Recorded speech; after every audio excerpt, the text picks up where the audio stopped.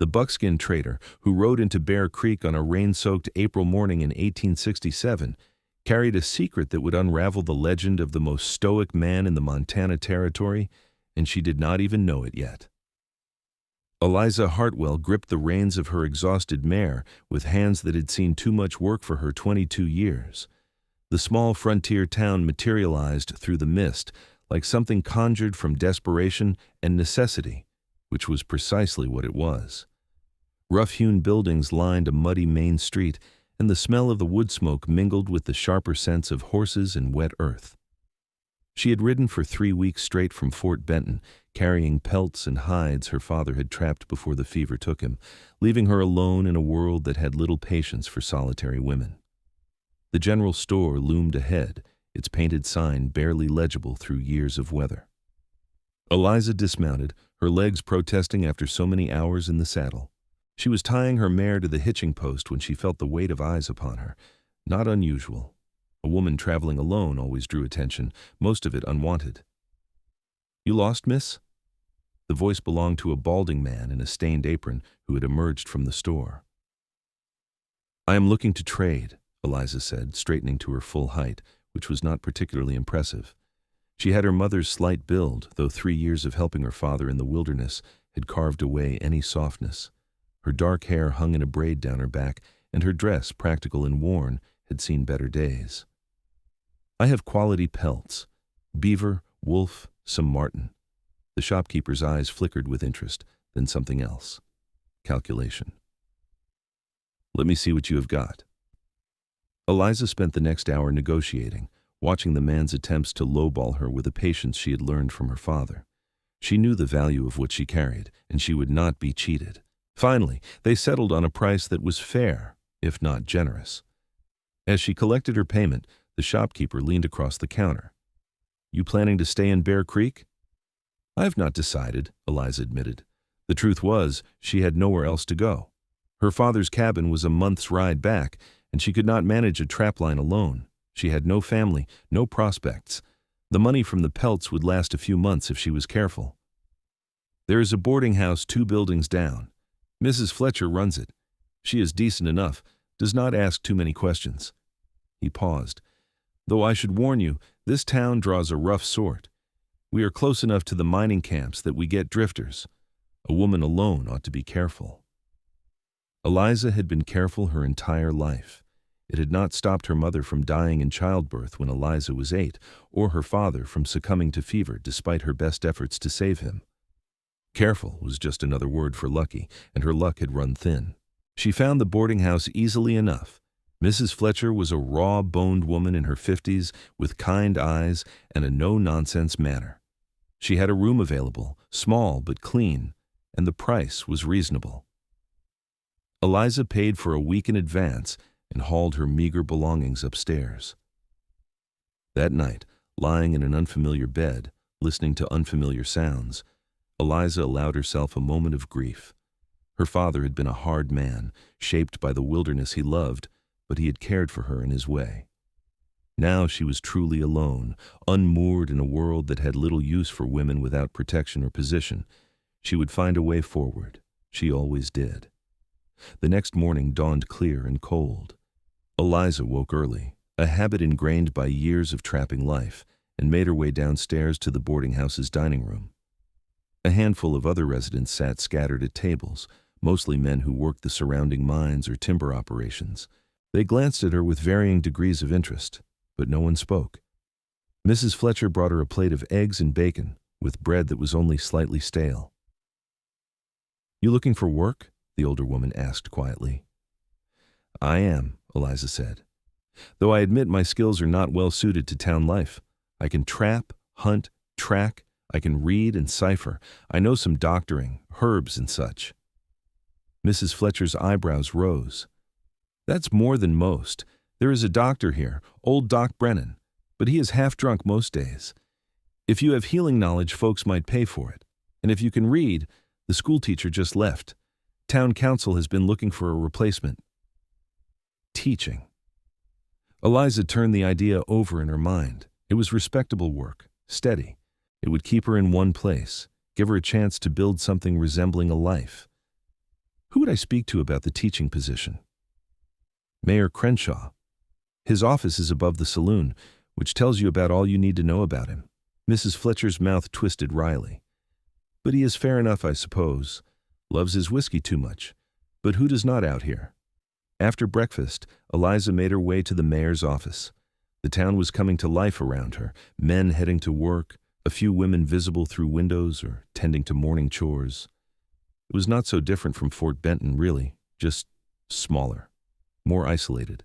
Mayor Crenshaw was a florid man with mutton chops and a belly that suggested he enjoyed his whiskey paired with regular meals. He looked Eliza over with the frank assessment common to frontiermen, but there was no malice in it. Mrs. Fletcher sent word you might be coming by. You are interested in the teaching position? I am. I have education, and I have patience with children. I can teach reading, writing, arithmetic, history, and some practical skills. Practical skills? How to recognize poisonous plants, basic first aid, how to navigate by the stars. My father was a trapper. I grew up in the wilderness. Crenshaw leaned back in his chair, which creaked alarmingly. That is more than the last teacher could do, and he was supposedly educated back east. All right, Miss Hartwell. The job pays $30 a month, and you will teach Monday through Friday. The schoolhouse is at the edge of town, past the church. Think you can handle a room full of rowdy frontier children? I have skinned wolves and survived Montana winters, Mayor. I believe I can manage children. He laughed at that, a booming sound that filled the small office. I like you. When can you start? Tomorrow, if you need me. Tomorrow it is. Welcome to Bear Creek, Miss Hartwell. I hope you will find it to your liking. Eliza left the mayor's office with a sense of cautious optimism. $30 a month was not a fortune, but it was steady income. She could survive on that, maybe even save a little. For the first time since her father's death, the future seemed slightly less bleak. She spent the rest of the day exploring the town. Bear Creek was small, perhaps 200 souls, but it served a wider area of mining camps and isolated homesteads. There was a church, a blacksmith, a livery stable, 2 saloons, and a handful of other businesses. The schoolhouse was a simple structure, one room with a wood stove and rough-hewn benches. Someone had made an effort to make it welcoming, with a chalkboard and even a few battered books on a shelf. Eliza stood in the empty schoolhouse, imagining it filled with children. She could do this. She would make it work. As she walked back toward the boarding house, the sun was sinking behind the mountains, painting the sky in shades of orange and purple. The temperature was dropping rapidly, as it did in the high country. Eliza pulled her shawl tighter and quickened her pace. She was passing the general store when she heard raised voices. 2 men were arguing in the alley beside the building, their words slurred with whiskey. Eliza knew better than to involve herself, but then she heard a third voice, younger, frightened. Please, I just want to go home. The voice belonged to a boy, maybe 10 or 11 years old. Eliza's protective instincts flared. Before she could talk herself out of it, she stepped into the alley. Leave the boy alone. The 2 men turned, swaying slightly. They were miners by the look of them, covered in rock dust and stinking of sweat and alcohol. The larger of the 2, a man with a scar bisecting his left eyebrow, sneered at her. This is not your concern, woman. You are frightening a child. That makes it my concern. The second man laughed, but there was no humor in it. Maybe we should teach you about minding your own business. The boy was pressed against the alley wall, his eyes wide with fear. Eliza calculated her options rapidly. She was not armed, and she was badly outnumbered, but she had not survived 3 years in the wilderness by being timid.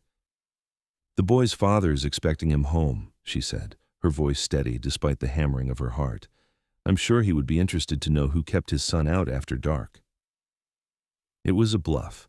She had no idea who the boy's father was, or if he even had one. But the men exchanged glances, some of the aggression fading from their postures. The scarred man spat into the dirt. Whatever. Kid is not worth the trouble anyway. They stumbled past Eliza, back toward the main street. She waited until they were gone, then turned to the boy. Are you all right? He nodded, still pressed against the wall. Up close, she could see he was thin, underfed, with ragged clothes and a bruise yellowing on his cheek. Thank you, miss. I did not mean to cause trouble. What is your name? Tommy. Tommy Fletcher. Fletcher. Are you related to the woman who runs the boarding house? She is my ma. He looked down at his worn boots. Pa died in a mine collapse 2 years back. Ma works hard, but sometimes I try to help. I was running an errand, and those men, they said I bumped into them. I did not mean to. Eliza's heart clenched. She knew what it was to lose a father, to be left struggling in the wake of that loss. Come on, let me walk you home. Tommy fell into step beside her, and they made their way back to the boarding house in companionable silence. Mrs. Fletcher was waiting on the porch, her face tight with worry. When she saw Tommy, relief washed over her features. There you are. I was starting to worry. He ran into some trouble, Eliza said quietly. Nothing serious, but you might want to keep him close after dark. Mrs. Fletcher's eyes sharpened with understanding. She pulled Tommy into a fierce hug, then sent him inside. When he was gone, she turned to Eliza. Thank you. He is all I have got left of his father. I understand, Eliza said, and she did. That night, as she lay in bed, Eliza thought about the boy, about Mrs. Fletcher, about the rough men in the alley. Bear Creek was not so different from any other frontier town. It was full of people trying to survive, to build something in the unforgiving wilderness. Some of them were good, some were not, and most fell somewhere in between. She could build a life here. She would build a life here. The schoolhouse filled quickly on Monday morning. Eliza counted 17 children, ranging in age from 6 to 14, all watching her with varying degrees of curiosity and suspicion. Tommy Fletcher was among them, sitting in the back row, and he gave her a shy smile when their eyes met.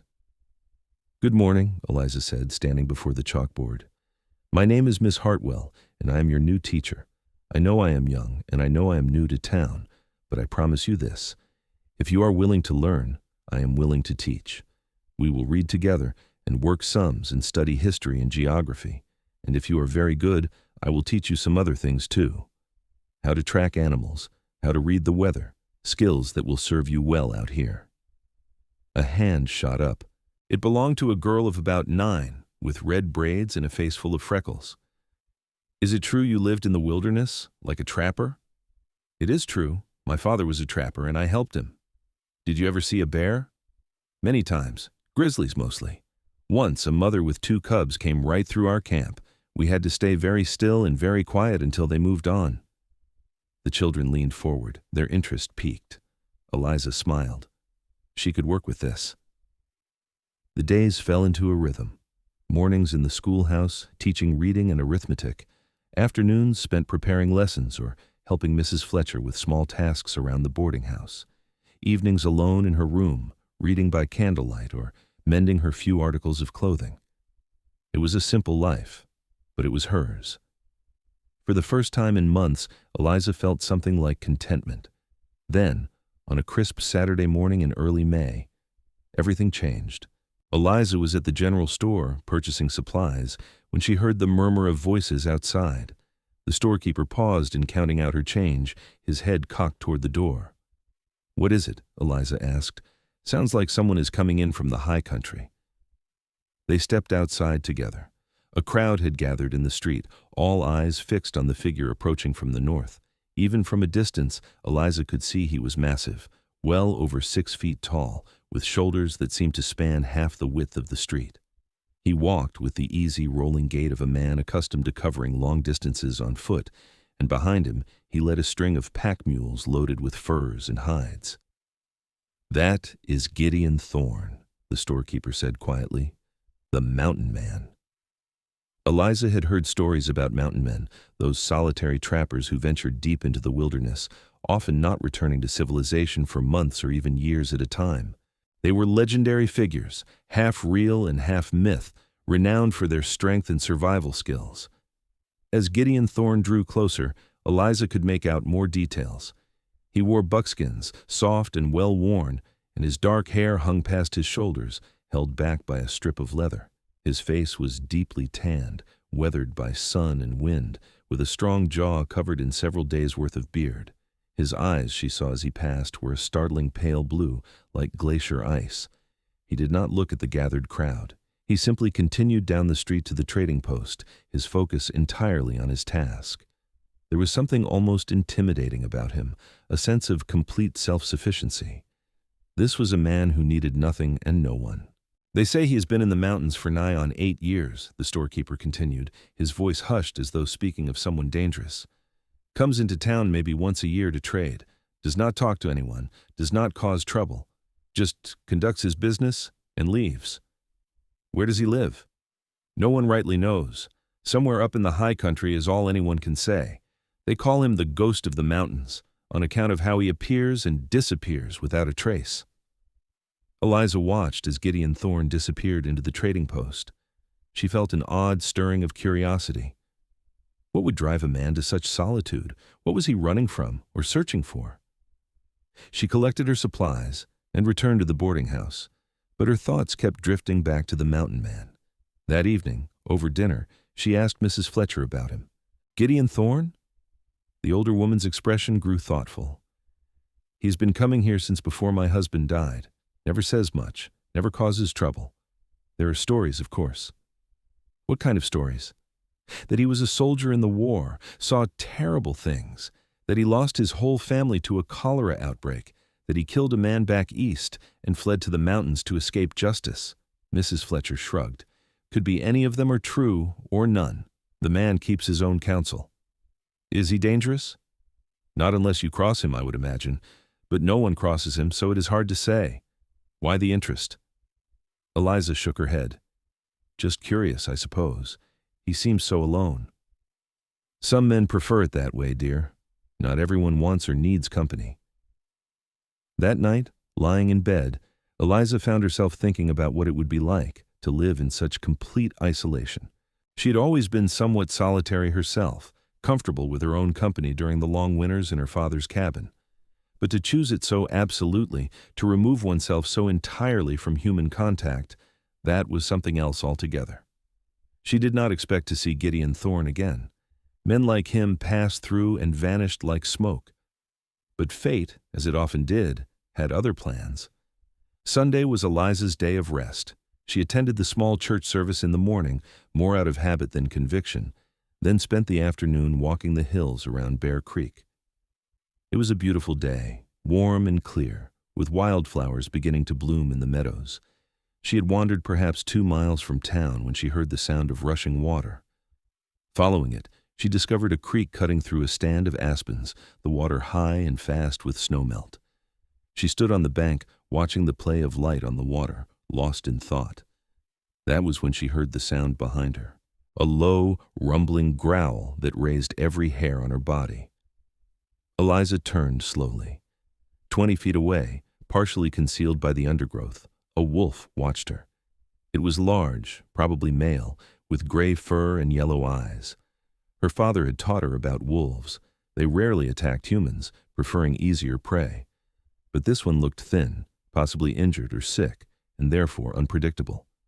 She did not run. Running would trigger the chase instinct. Instead, she made herself large, raising her arms and making noise. "Go on! Get out of here!" the wolf snarled, lips pulling back from its teeth. It took a step toward her. Eliza's heart hammered. She glanced around for a weapon, a stick, anything. There was a fallen branch a few feet to her left, but reaching for it would require taking her eyes off the wolf. The wolf crouched, preparing to spring, and then a voice, deep and commanding, rang out from behind her. "Do not move!" Eliza froze. She heard the sound of footsteps, deliberately heavy, and then a figure moved past her. Gideon Thorne placed himself between her and the wolf, his body a wall of muscle and buckskin. He had something in his hand, she saw, a long knife, the blade gleaming in the dappled sunlight. He did not use it. Instead, he simply stood there, staring at the wolf. The tension stretched out, seconds feeling like hours. And then, impossibly, the wolf lowered its head and backed away. It turned and loped off into the trees, disappearing as suddenly as it had appeared. Eliza released a breath she had not realized she was holding. Her legs felt weak, and she sat down heavily on a nearby rock. Gideon Thorne turned to face her, and she got her first good look at him up close. He was even larger than she had realized, with arms that strained the seams of his shirt and a chest like a barrel. His face was all hard angles and weathered planes, but his eyes, those startling blue eyes, held an unexpected gentleness. "You are unhurt?" His voice was rough, as though he did not use it often. "Yes, thanks to you." Eliza stood, brushing off her skirt. "I did not hear you approach?" "Most do not." He glanced in the direction the wolf had gone. "That one was sick. Rabid, maybe. You were fortunate." "I know." Eliza studied him curiously. "You are Gideon Thorne, the mountain man." He nodded once, a minimal acknowledgement. "I am Eliza Hartwell, the new schoolteacher." "I know who you are." At her surprised expression, he added, "Small town. Word travels." An awkward silence fell between them. Eliza got the sense that Gideon was unaccustomed to conversation, and she searched for something to say. "Do you live nearby?" "Not far." "I should thank you properly. You may have saved my life." "No need." He turned to leave. "Wait." Eliza did not know what prompted her to call out, only that she felt an inexplicable pull toward this enigmatic man. "Could I at least offer you dinner? As thanks?" He paused, glancing back at her. For a long moment she thought he would refuse. Then, slowly, he nodded. "All right." They walked back to town together, mostly in silence. Gideon seemed content not to speak, and Eliza found she did not mind. There was something peaceful about his presence, a quiet strength that needed no words. At the boarding house, Mrs. Fletcher's eyebrows climbed toward her hairline when she saw Eliza's companion, but she was too well-mannered to comment, simply setting out 2 plates at the dining room table. The other boarders had already eaten, so Eliza and Gideon had the room to themselves. Mrs. Fletcher served venison stew and fresh bread, and they ate in companionable silence. Eliza found herself studying Gideon when she thought he was not looking. Up close, she could see the scars that marked his hands and forearms, evidence of a hard life lived close to the edge of survival. But there was something else, too, a deep weariness that went beyond physical exhaustion. "How long have you lived in the mountains?" she asked finally. 8 years, give or take." "Do you never get lonely?" He looked at her then, really looked at her, and she saw a flash of something in his eyes, pain perhaps, or memory. "Sometimes. But it is better than the alternative." "What is the alternative?"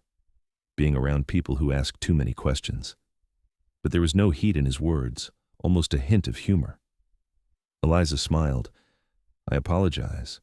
My father used to say I was too curious for my own good." "Used to." "He passed a few months ago. Fever." "I'm sorry." The words were simple, but they carried genuine sympathy. "Thank you. It has been difficult. He was all I had." Gideon nodded slowly. "I understand what that is like."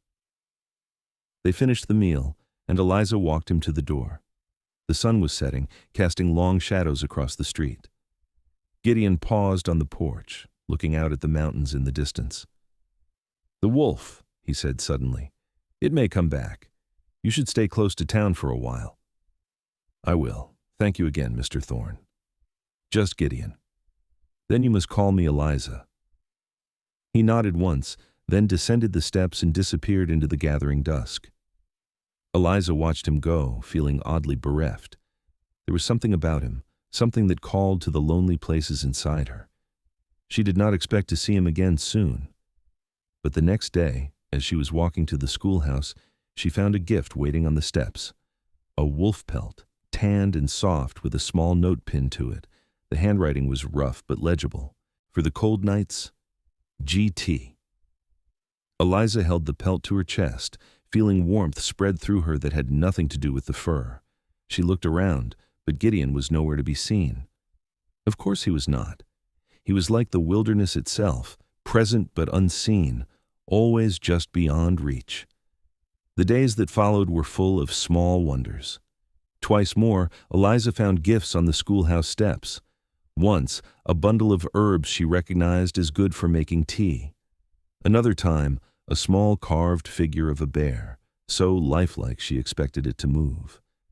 She did not see Gideon, but she felt his presence, and she found herself thinking of him constantly, wondering about him, about the life he led in the high country, about what had driven him there. Then, 2 weeks after their dinner, he appeared at the schoolhouse just as she was dismissing the children for the day. The students stopped and stared, and even the most rambunctious boys fell silent in the presence of this massive, quiet man. "Mr. Thorne," Eliza said, trying to keep the pleasure from her voice, "this is a surprise." "I was passing through town," he said, which was clearly not the whole truth. "Thought I might walk with you, if you are heading back to the boarding house." "I would like that." They walked together through the afternoon sunlight, the children's curious stares following them. Once they were out of sight of the school, Gideon spoke. "I have been thinking." "About what?" "About what you said. About being lonely." Eliza waited, sensing he had more to say. "I have a cabin, up in the mountains, about a day's ride from here. I built it myself, 8 years back." He paused as though gathering his thoughts. "It is a good cabin, strong, warm in winter. There's a creek nearby, good hunting all around. And the view." He trailed off, his eyes distant. "You can see for miles, the whole world spread out below you." "It sounds beautiful," Eliza said softly. "It is." He stopped walking, turning to face her. "But it is also very empty." Eliza's heart began to beat faster. She knew what he was trying to say, could hear it in the careful way he chose his words, but she needed to hear him say it. "I am not good with words," Gideon continued. "I have been alone too long, but since I met you, since we had dinner together, I have been thinking about what it might be like to not be alone anymore." "Gideon, I know it is too soon. I know I have no right to ask, but would you consider—" He took a breath. "Would you consider coming to see the cabin, just to see it, no expectations? I would like you to see it." Eliza thought about all the reasons she should say no. She barely knew this man.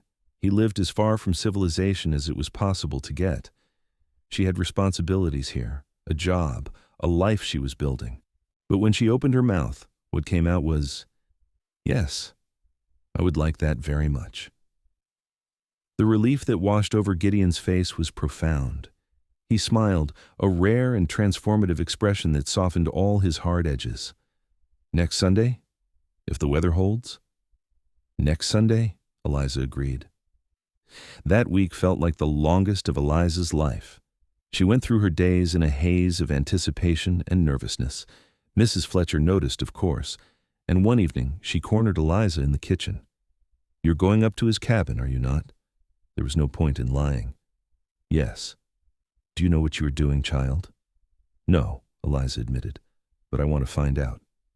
Mrs. Fletcher sighed. "He's a good man from what I know of him, but he's not an easy man. That kind of solitude changes a person. Just be careful, Eliza. Do not lose yourself trying to save someone else." "I'm not trying to save him," Eliza said, but even as the words left her mouth, she wondered if they were true. Sunday dawned clear and warm, perfect weather for riding. Gideon appeared at the boarding house just after dawn, leading 2 horses. One was his own, a massive roan stallion that suited its owner. The other was a gentler mare, saddled and ready. "For you," he said, gesturing to the mare, "unless you brought your own." "I sold mine when I arrived in town," Eliza said. "I did not think I would need her." They rode out as the sun climbed over the eastern peaks, heading north into the mountains. Gideon set an easy pace, mindful of Eliza's skill level, though he need not have worried. She was an accomplished rider, comfortable in the saddle. The landscape grew wilder as they climbed. They passed through forests of pine and fir, crossed rushing streams and skirted meadows carpeted with wildflowers. The air grew cooler and thinner, and the only sounds were birdsong and the soft plodding of the horses' hooves. Gideon did not speak much, but his silence was comfortable. Occasionally he would point out something of interest, a deer trail, an eagle's nest, a grove of aspens that turned gold in autumn. Eliza found herself relaxing into the journey, enjoying the simple pleasure of being in the wilderness again. They stopped around midday to rest the horses and eat the lunch Mrs. Fletcher had packed. They sat beside a stream, the water so clear Eliza could see the stones on the bottom. Gideon stretched out his long legs, looking more at ease than she had ever seen him. "We are almost there," he said. "Another hour or so." "How did you find this place?" Eliza asked. "It is so remote." That was the point.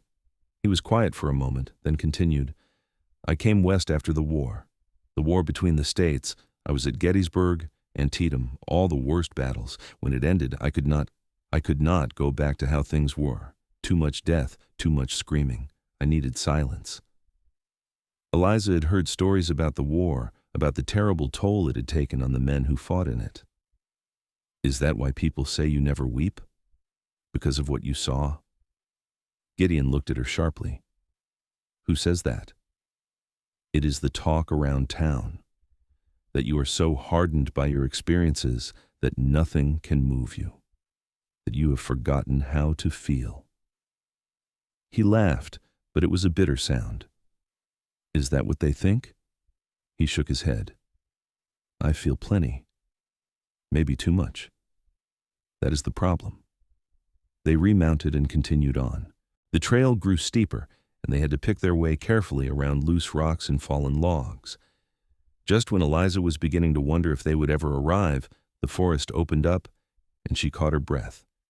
The cabin sat in a small clearing, nestled against the mountainside. It was larger than she had expected, built from thick logs that had weathered to a silvery gray. A stone chimney rose from one end, and a covered porch ran along the front.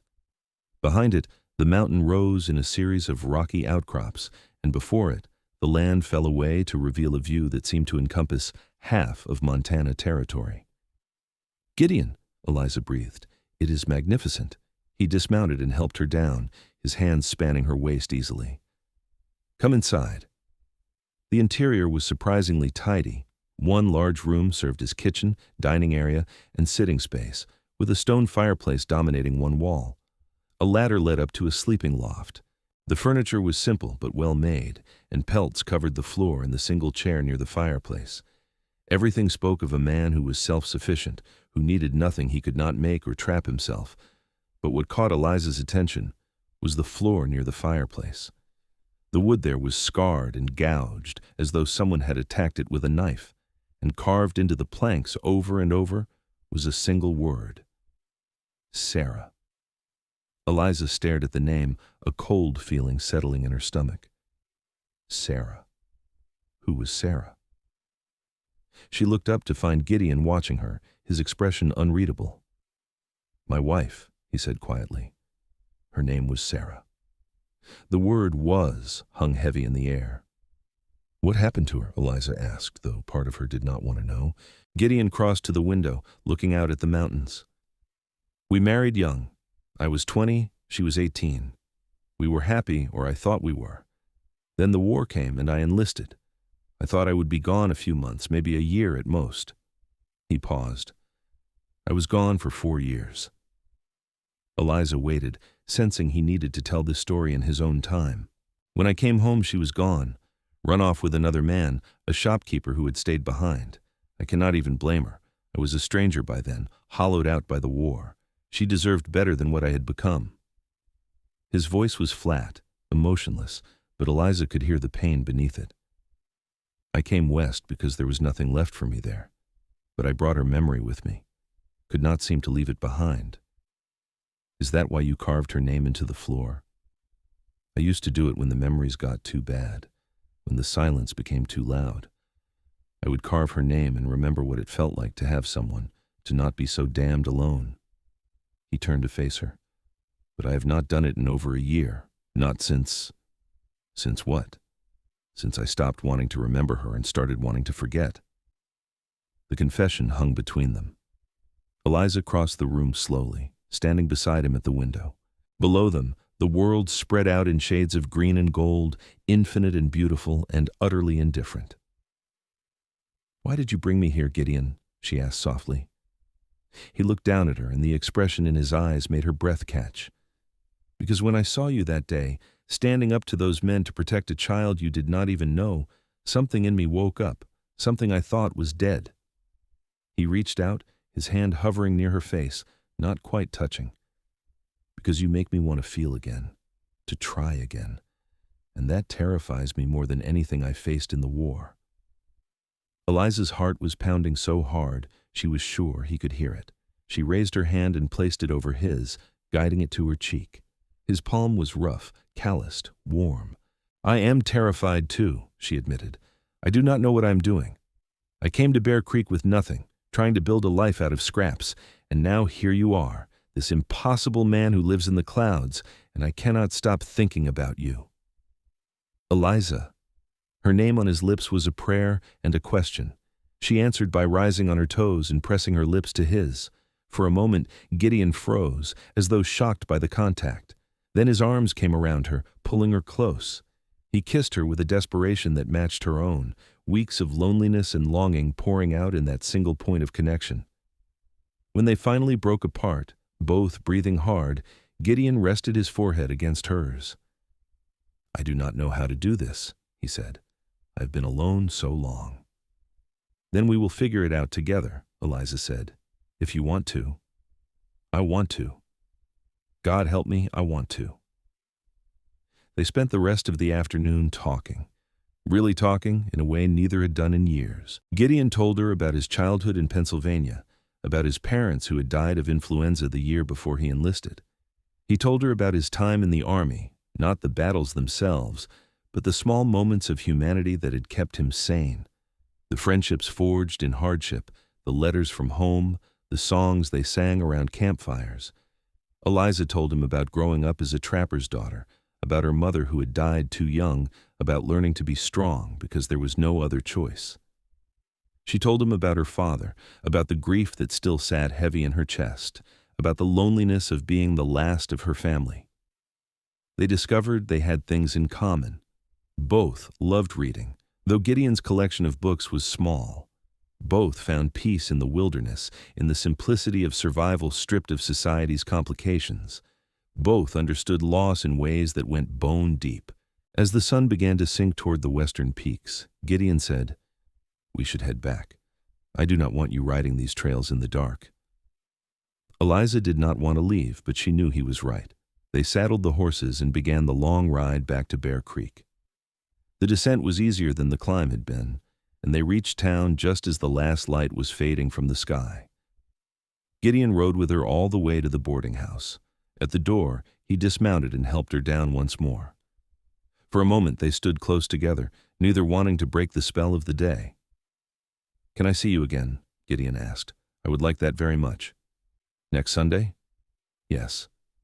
Or sooner if you find yourself in town." He smiled, that rare, transformative smile. "I might just do that." He kissed her once more, gently this time, then swung back into the saddle. Eliza watched him ride away until he disappeared into the darkness, then went inside, hugging the memory of the day close to her heart. Mrs. Fletcher was waiting in the parlor, mending by lamplight. She looked up when Eliza entered, her expression knowing. "Good day?" "The best," Eliza said simply. The older woman nodded. "I am glad. You deserve some happiness, child." That night, Eliza lay in bed, too full of emotion to sleep. She kept seeing Gideon's face, kept feeling the warmth of his hands, kept tasting his kiss. It was too fast, she knew. They barely knew each other. But something deep inside her recognized him, as though they were two pieces of the same broken thing, finally finding their way back together. She did not have to wait until Sunday. Gideon appeared in town 3 days later, ostensibly to purchase supplies. But Eliza saw the way his eyes searched for her, and she felt a thrill of joy. She left the schoolhouse at lunch and found him waiting near the creek. They sat together on the bank, talking and laughing, the world reduced to just the two of them. Gideon had brought her a gift, a small journal bound in leather. "I thought you might like it," he said, almost shyly, "for writing down your thoughts, or lessons for the school, or whatever you want."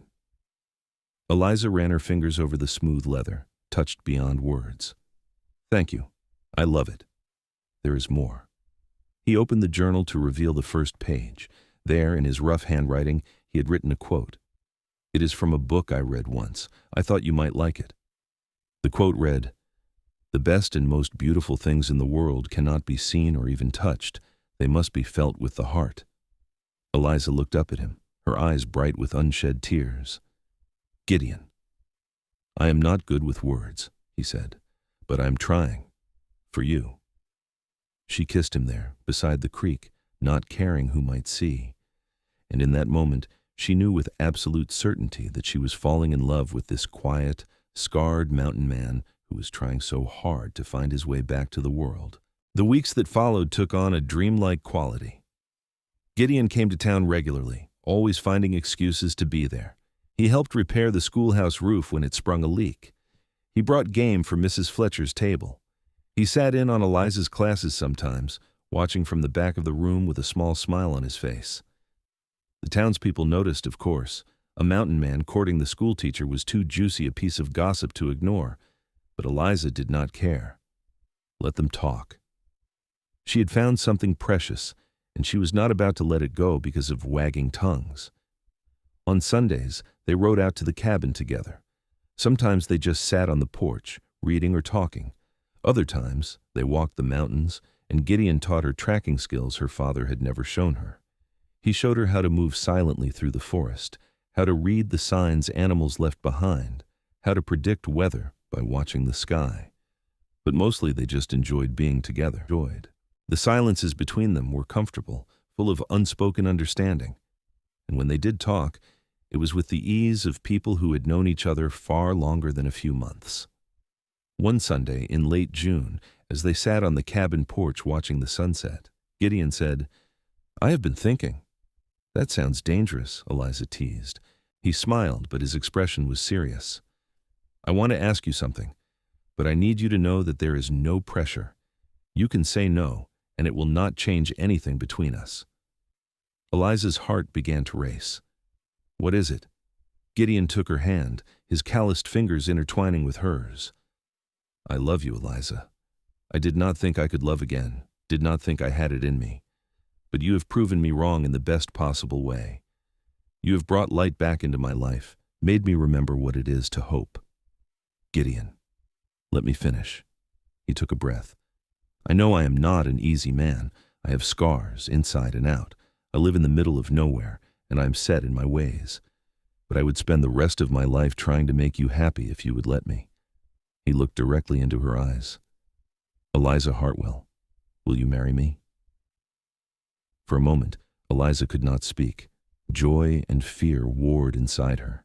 This would change everything. She would have to leave the town, the school, the life she had been building. She would be isolated up here, far from anyone, dependent on a man she had known for only a few months. But when she looked at Gideon, at his scarred hands and hopeful eyes, at the vulnerability written across his weathered face, all her doubts fell away. This was right. He was right. "Yes," she said, her voice strong and sure. "Yes, I will marry you." The relief and joy that flooded Gideon's face was beautiful to see. He pulled her into his arms, holding her tight, and she felt his chest hitch. When he pulled back, she was shocked to see tears on his face. "Gideon, are you all right?" He wiped at his eyes almost angrily, as though ashamed of the display of emotion. "I'm sorry. I have not cried since I was a boy, not through the war, not when Sarah left, not once in 8 years. They say I am the man who never weeps. But you make me feel so much. I cannot help it." Eliza cupped his face in her hands, her own tears flowing freely now. "Then cry. Feel everything. I want all of you, Gideon Thorne. The strong parts and the broken parts. All of you."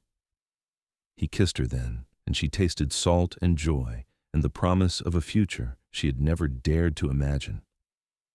They married in August, in the small church in Bear Creek. Eliza wore a simple dress that Mrs. Fletcher had helped her make, and Gideon had gotten a haircut and trimmed his beard, though he still looked magnificently wild in his best buckskins. The whole town turned out, curious to see the mountain man get married. Mayor Crenshaw gave Eliza away since she had no family. Tommy Fletcher was present, grinning from ear to ear.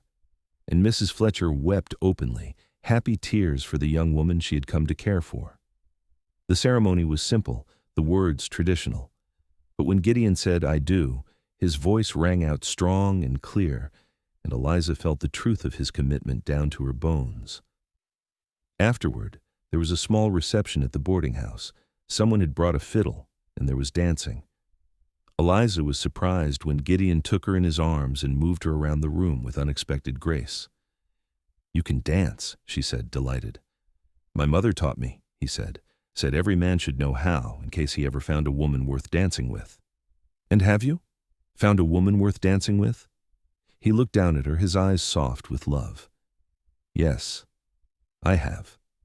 They left Bear Creek the next morning, riding up to the cabin that would now be Eliza's home. She had said goodbye to her students, promising to return and visit.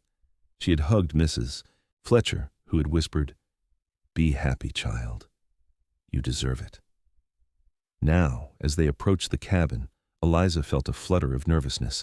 This was truly her life now. No town, no neighbors, just her and Gideon and the wilderness. Gideon must have sensed her apprehension because he reached over and squeezed her hand. "It will be all right," he said. "We will make it work." And they did. The first months of their marriage were an adjustment, certainly. Eliza had to learn new skills: how to preserve meat for the winter, how to make soap and candles, how to manage the trap lines when Gideon was out for days at a time. But she took to it with the same determination she brought to everything. Gideon, for his part, was learning how to share his space and his life. He had lived alone for so long that having another person around was strange at first. But Eliza was patient, and gradually he relaxed into the rhythms of married life. They found joy in simple things: cooking together in the evening, reading aloud by firelight, making love in the loft, the stars visible through the small window, working side by side to prepare for winter, the satisfaction of stacking firewood and storing food. And slowly, the cabin became less Gideon's solitary refuge and more their shared home. Eliza added curtains to the windows, planted herbs in a small garden, rearranged the furniture to suit them both. The carved name in the floor, Sarah, became just part of the history, no longer a wound, but a scar, healed and harmless. Fall came, painting the mountains in shades of gold and crimson. They rode down to Bear Creek once so Eliza could visit her former students and assure Mrs. Fletcher she was well.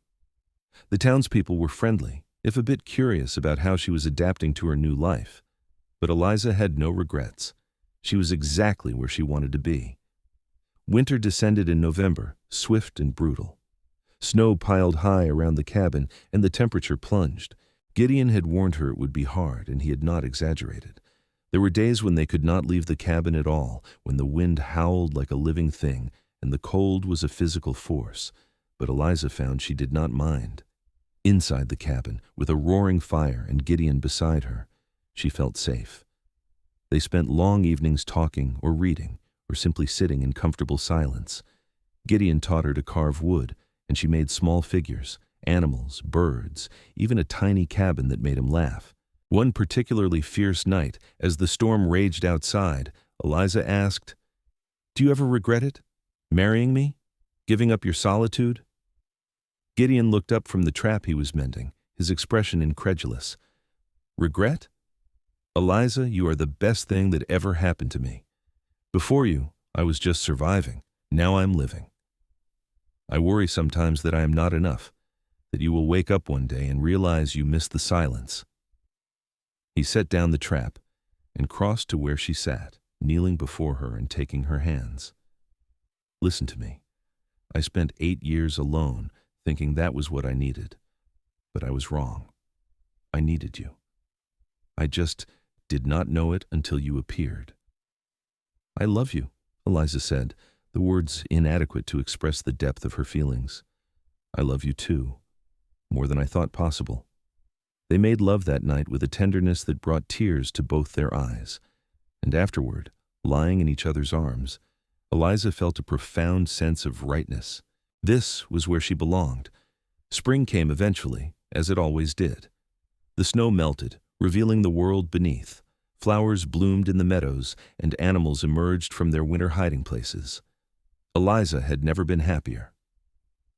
It was in April, nearly a year after she had first arrived in Bear Creek, that Eliza realized she was pregnant. She had suspected for a few weeks, but when she finally confirmed it, the joy was overwhelming. She waited for the right moment to tell Gideon, wanting it to be special. She chose a Sunday afternoon when they were sitting on the porch. The view before them was spectacular, the mountains still snow-capped but the valleys below turning green. Gideon was whittling, making a new handle for an axe, and Eliza was ostensibly mending a shirt. "Gideon?" she said softly. I have something to tell you." He looked up, immediately attentive. "What is it?" "We're going to have a baby." For a long moment he just stared at her. Then, slowly, a smile spread across his face, growing until it was the biggest, most uninhibited expression of joy she had ever seen. He dropped the axe handle and pulled her into his arms, spinning her around. "A baby," he said, his voice choked with emotion. "We are going to have a baby." "Yes." Eliza was laughing and crying at the same time. "Are you happy?" "Happy?" "Eliza, I am. I do not have words. I never thought. I did not dare to hope." He set her down gently, his hands going to her still flat stomach. "A baby. Our baby." They sat together for a long time, planning and dreaming. They would need a cradle, more supplies from town. Eliza would have to be careful, especially in the later months. They debated names, laughing over suggestions. "If it is a boy, what about Noah?" Gideon suggested. "It means rest, peace." "I like that," Eliza said. "And if it is a girl?" "You choose." "Grace," Eliza said immediately, "because that is what you have given me, a second chance. Grace." Gideon kissed her gently. "Grace it is." The pregnancy progressed smoothly. Gideon was overly protective, fussing over Eliza constantly, but she found it endearing rather than annoying. They rode down to Bear Creek in June, and Doc Brennan, sober for once, examined her and declared everything looked fine. Mrs. Fletcher was thrilled, immediately beginning to knit tiny clothes. The townspeople offered congratulations and advice, some of it sensible, most of it contradictory. But Eliza appreciated the gesture.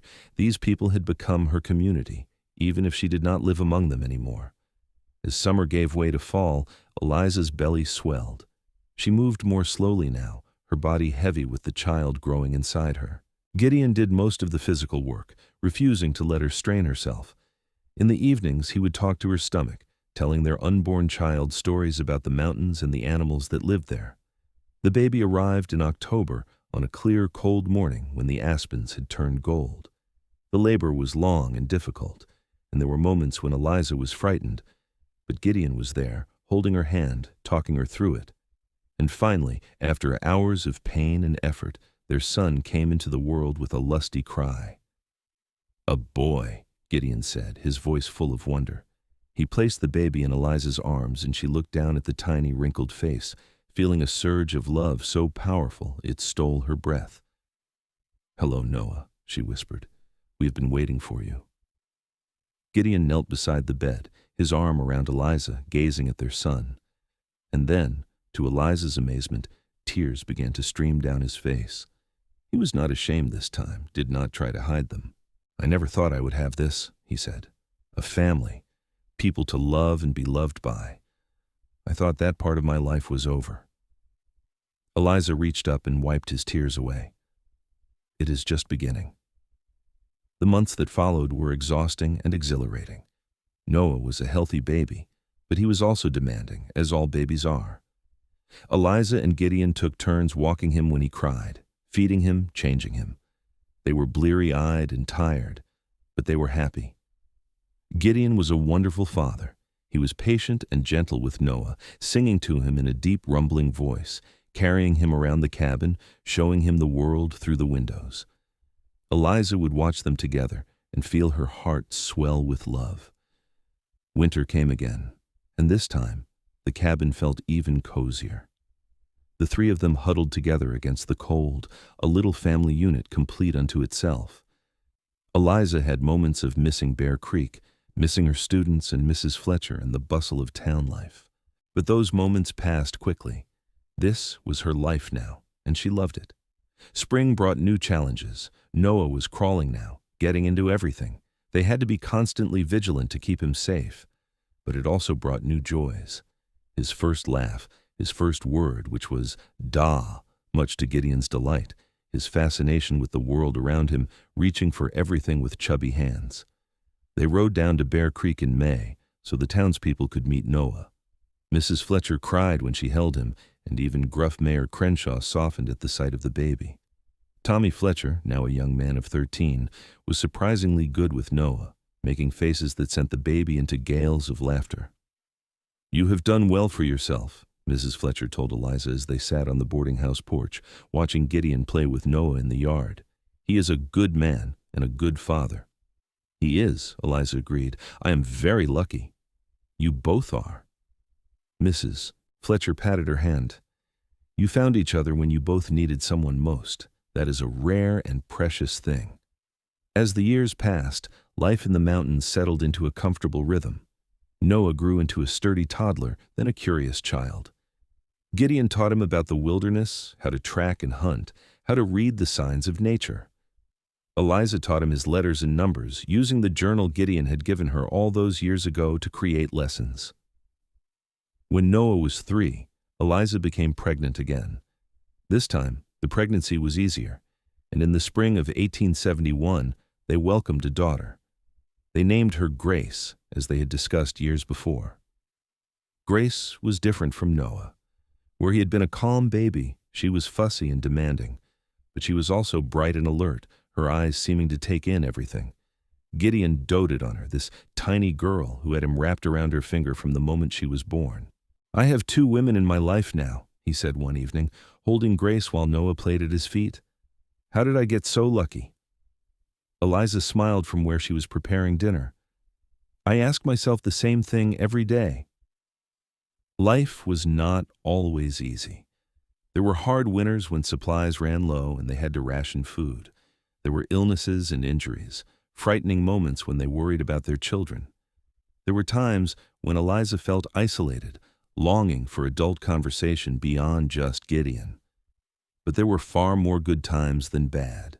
Summer picnics by the creek, teaching the children to identify animal tracks, long winter evenings with everyone gathered around the fire, Gideon telling stories while Eliza knitted, and the children listened with rapt attention. They made regular trips to Bear Creek, keeping ties with the community there. Mrs. Fletcher became a sort of grandmother to Noah and Grace, always having treats ready when they visited. Tommy Fletcher grew into a fine young man, eventually marrying a girl from a neighboring town. Mayor Crenshaw retired, and a new mayor was elected, but the town remained much the same. And the cabin, once so lonely and empty, became a home filled with love and laughter. The carved name in the floor, Sarah, faded over time, covered by rugs and furniture, forgotten except as part of the past. Gideon's past, which had shaped him, but no longer defined him. One evening, when Noah was 7 and Grace was 4, Eliza found Gideon standing on the porch, looking out at the sunset. She slipped her arm around his waist and he pulled her close. "What are you thinking about?" she asked. "How different my life is now compared to what I thought it would be," he said. "When I came to these mountains, I thought I was done, that I would live out my days alone, growing old and bitter. I never imagined this, a wife, children, a real home." "Are you happy?" Eliza asked, though she knew the answer. "More than I ever thought possible." He looked down at her, his eyes soft with love. "You saved me, Eliza. You and the children. You brought me back to life." "We saved each other," Eliza corrected gently. "I was just as lost as you were." They stood together in the gathering darkness, listening to the sounds of their children playing inside. In the distance, a wolf howled, and Gideon smiled. "Do you remember the day we met? When that wolf came after you?" "I remember thinking I was going to die," Eliza said, "and then you appeared, like something out of a legend. I remember thinking you were the bravest woman I had ever seen. Standing there, ready to face down a wolf with nothing but your voice and your will. I was terrified. Brave people usually are." He kissed the top of her head. "I'm glad that wolf showed up. Otherwise, I might never have spoken to you." "Oh, I think you would have," Eliza said. "I think we were meant to find each other." "You really believe that?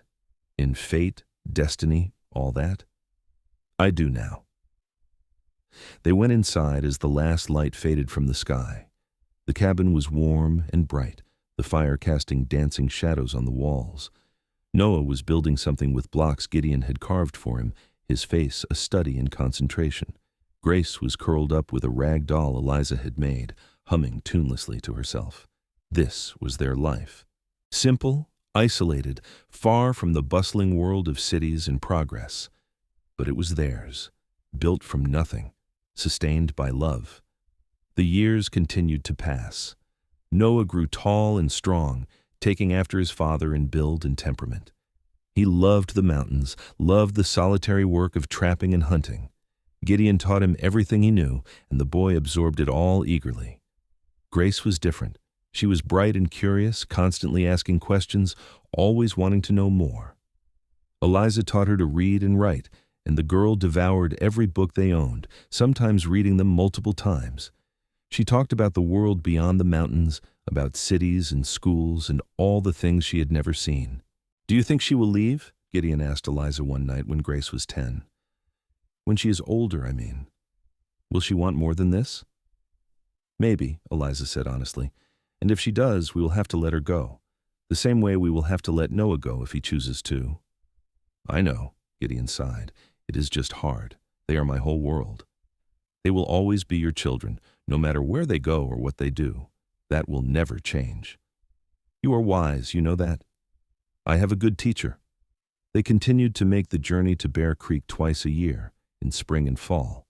The town had grown some, with new families arriving as the territory became more settled, but it retained its frontier character, rough around the edges but with a strong sense of community. Mrs. Fletcher passed away when Grace was 12, peacefully in her sleep. Eliza wept at the funeral, mourning the loss of the woman who had been so kind to her when she first arrived in Bear Creek, lost and alone. Gideon held her hand throughout the service, his strength a quiet comfort. Tommy Fletcher, now married with children of his own, thanked them for coming. "Ma always spoke highly of you both," he said. "She said you proved that love can find you anywhere, even in the middle of nowhere." "She was a good woman," Gideon said. "We will miss her." As they rode back to the cabin, Eliza found herself thinking about mortality, about how quickly time passed. It seemed like just yesterday she had arrived in Bear Creek, young and scared and desperate. Now she was 37, with growing children and a life so full it sometimes overwhelmed her. "Are you all right?" Gideon asked, noticing her thoughtful expression. "Just thinking about how much has changed, how much we have changed. For the better, I hope. Definitely for the better." When Noah was 16, a young man in all but years, he announced that he wanted to spend a season trapping on his own, deeper in the mountains. Gideon was hesitant at first, remembering his own youth and the dangers that lurked in the wilderness, but Eliza convinced him to let the boy go. "He needs this," she said. "He needs to prove himself, to test his skills. You were younger than him when you went to war." "That is not reassuring," Gideon said dryly. But he relented, and in the fall, Noah set out with supplies and a string of traps, heading into the high country. He was gone for 3 months. It was the longest 3 months of Gideon's life. He fretted and paced, imagining all the things that could go wrong. Eliza remained calm, trusting that their son had learned well. When Noah returned in late November, just ahead of the worst winter storms, he was leaner, harder, more confident. He had a good haul of pelts and a story about seeing a grizzly that made Gideon laugh and Eliza's heart clench with belated fear. "You did well, son," Gideon said, clapping Noah on the shoulder. "I am proud of you." Noah beamed at the praise, and Eliza saw in that moment how much her son had grown. He was a man now, capable and strong, ready to make his own way in the world. Grace, meanwhile, was approaching 15 and becoming more insistent about wanting to see more of the world. She talked about going to school back east, about learning from proper teachers, about seeing cities and museums and all the things she had only read about in books. It was Gideon who surprised Eliza by saying they should consider it. "She is too smart to spend her whole life in these mountains," he said. "If she wants more, we should help her get it." "But she is so young," Eliza protested, "and we would not see her for months, maybe years." "I know. But my parents taught me that you do not hold your children back to make yourself feel better. You give them wings and pray they fly true." So they began making inquiries. Through contacts in Bear Creek, they learned of a boarding school in Denver, Colorado that accepted female students. It was expensive, but Gideon had years of savings from his pelts, money he had never spent because he had never needed anything. When they told Grace, she cried with joy and threw her arms around them both. "Thank you," she said. "Thank you for understanding." They took her to Denver in the spring when she had just turned 16. The journey took 2 weeks, and Eliza used every moment to memorize her daughter's face, her laugh, the way she chattered excitedly about everything they passed. Denver was overwhelming after so many years in the mountains. The noise, the crowds, the buildings. Eliza found herself clinging to Gideon's arm, grateful for his solid presence beside her. The school was impressive, a large building with actual glass windows and well-dressed teachers. The headmistress, a stern-looking woman with kind eyes, interviewed Grace and pronounced her acceptable, though she would need extra work in some subjects. Leaving Grace was one of the hardest things Eliza ever did. She held her daughter for a long time, memorizing the feel of her, the smell of her hair. "Be good," she whispered. "Study hard. Write to us." "I will, Mama. I promise." Gideon hugged Grace too, and Eliza saw tears in his eyes. "I am proud of you," he told their daughter. "No matter what happens, remember that." The ride back to Montana was somber. Noah, who had come with them, tried to lighten the mood, but even he seemed subdued. The cabin, when they finally reached it, felt too empty, too quiet. "It is just for a few years," Eliza said, as much to convince herself as Gideon. "She will come back." "Maybe," Gideon said, "or maybe she will find a life out there that suits her better, and if she does, we should be happy for her." "I know, I just miss her already." "Me too." But life continued, as it always did. Grace wrote regularly, her letters full of enthusiasm for her studies and her new friends. She was learning French and Latin, studying literature and mathematics. She sounded happy, engaged, alive in a way the mountains had never made her. Noah, meanwhile, announced his intention to marry. The girl was from Bear Creek, the daughter of the blacksmith, a sweet-faced young woman named Clara. Gideon and Eliza gave their blessing, and the wedding took place in the church where they had married so many years before. It was strange, watching their son pledge his life to someone else. But it was also right. Clara was a good match for Noah, practical and strong, unafraid of hard work. They would build a good life together. "We are getting old," Gideon said that night as they lay in bed. He was 50 now, his dark hair threaded with silver. Eliza was 42, with laugh lines around her eyes and a few gray hairs of her own. "Speak for yourself," Eliza said, but she smiled as she said it. "We are not old, just experienced." "I never thought I would live this long," Gideon admitted. "After the war, I thought I was done for. I gave myself 5 years at most, and now, look at me. 50 years old, with a wife and children and grandchildren on the way." "Grandchildren?" "Clara mentioned to me that she is expecting. She was going to tell you tomorrow, but I cannot keep secrets from you." Eliza sat up, delight flooding through her. "We are going to be grandparents?" "Apparently so." She threw her arms around him, laughing. "This is wonderful news." They became grandparents in the fall of 1881, when Clara gave birth to a healthy baby boy. They named him Gideon, after his grandfather, and when the elder Gideon held his namesake for the first time, Eliza saw tears in his eyes. "He is perfect," Gideon whispered. "Absolutely perfect." Noah and Clara built a cabin not far from Gideon and Eliza's, close enough to visit regularly but far enough to maintain independence. Little Gideon, who quickly became known as Gid to avoid confusion, was a frequent visitor to his grandparents' cabin. Grace came home for visits when she could, usually in the summer. She had grown into a poised young woman, educated and articulate. She talked about things Eliza barely understood, about politics and literature and social movements, but she was still their Grace, still the girl who had once played with rag dolls on the cabin floor. When Grace was 20, she announced that she had been offered a position as a teacher in Denver. She would not be coming back to Montana except to visit. Eliza had known it was coming, but the news still hurt. "I am sorry, Mama," Grace said, holding her mother's hands. "I love you and Papa, and I love these mountains. But there is so much more out there, and I want to be part of it. I know, sweetheart, and I want you to be happy wherever that is." Gideon took the news stoically, but Eliza saw the sadness in his eyes. That night, lying in bed, he said, "I thought we would have more time with her." "We will see her," Eliza said. "She will visit, and we can visit her."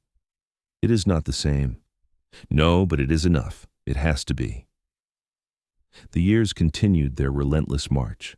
Noah and Clara had 2 more children, both daughters. Gideon and Eliza reveled in their role as grandparents, spoiling the children shamelessly. The cabin saw more activity than it had in years, filled with the laughter and chaos of grandchildren. Gideon was 65 when he started to slow down. It was subtle at first, a little less energy, a little more stiffness in his movements, but Eliza noticed. She watched him carefully, worry gnawing at her. "I'm fine," he insisted when she fussed. "Just getting old, that is all." But Eliza knew it was more than that. She could see the pain he tried to hide, the way he moved more carefully, the exhaustion that claimed him earlier each evening. It was Noah who finally convinced Gideon to ride down to Bear Creek and see the doctor. The diagnosis was grim. A problem with his heart. The doctor, younger than the old Doc Brennan but no less direct, said there was nothing to be done except rest and avoid exertion. "How long?" Gideon asked bluntly. "Hard to say. Could be months, could be years. Depends on how well you take care of yourself." On the ride back to the cabin, Gideon was silent. Eliza rode beside him, her own heart heavy with dread. When they arrived home, he dismounted slowly and stood for a long moment, looking at the cabin he had built, the mountains he loved. "I am not ready," he said quietly. "I thought I would have more time." Eliza took his hand. "Then we will make the most of the time we have." And they did. Gideon cut back on the heavy work, letting Noah take over most of the trapping. He spent his days closer to home, carving toys for his grandchildren, reading, sitting on the porch and watching the world go by. He and Eliza talked more during those months than they ever had, about everything and nothing. They reminisced about their early days together, laughed over memories of the children growing up, made plans for the future even knowing it might not come. "I have been lucky," Gideon said one evening as they sat watching the sunset. "Most men do not get a second chance at life. I got mine when you found me." "I did not find you," Eliza corrected. "You found me, remember? You saved me from a wolf. And you saved me from myself." He turned to her, his blue eyes still as piercing as they had been all those years ago. "I love you, Eliza Thorne. I have loved you since that first dinner you invited me to. I will love you past my last breath." Tears streamed down Eliza's face. "Do not talk like that. I have to. I need you to know that my life, everything good in it, came from you. You were my salvation. And you were mine." They sat in silence, holding hands as the sun sank below the mountains and darkness claimed the world. Gideon passed away in his sleep on a cold December night, 2 months before his 66th birthday. Eliza woke in the morning to find him gone, his face peaceful, finally at rest. She did not scream or cry out. She simply lay beside him, holding his hand, memorizing the feel of him one last time. Noah found them there hours later. He wept openly, this strong man who so resembled his father, and Eliza held him as she had when he was a child. They buried Gideon on the mountainside overlooking the cabin, in a spot he had once said was the most beautiful place on earth. The whole family came. Noah and Clara and their children, Grace traveling all the way from Denver, even Tommy Fletcher from Bear Creek. They stood in the snow and cold and said goodbye to the mountain man who had learned to love again. After everyone left, Eliza stood alone at the grave. She placed her hand on the rough wooden marker Noah had carved, tracing the letters of Gideon's name. "Thank you," she whispered, "for everything, for loving me, for giving me a family, for showing me that even broken people can find their way home." The wind answered, cold and clean, carrying her words into the mountains. In the months that followed, Eliza grieved as she had never grieved before. Losing her father had been hard, but losing Gideon was like losing part of herself. She felt hollowed out, incomplete, adrift. But she was not alone. Noah and Clara checked on her daily, bringing food and company. The grandchildren visited, their laughter filling the too-quiet cabin. And Grace came home for an extended visit, staying through the spring to help her mother through the worst of it. "What will you do now?" Grace asked one evening as they sat on the porch.